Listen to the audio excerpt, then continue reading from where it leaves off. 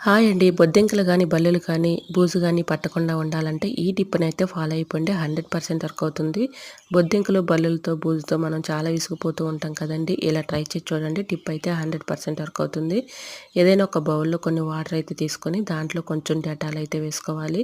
2 కరిపోల బిళ్ళని ఇలా కరగబెట్టేసుకొని, ఆ వాటర్‌లో ఏదైనా ఒక కాటన్ క్లాత్ తీసుకొని, ఇలా మొత్తం కూడా ఆ క్లాత్‌కి ఈ వాటర్‌ని అప్లై చేసి బాగా పిండుకోవాలి ఈ వాటర్‌లో.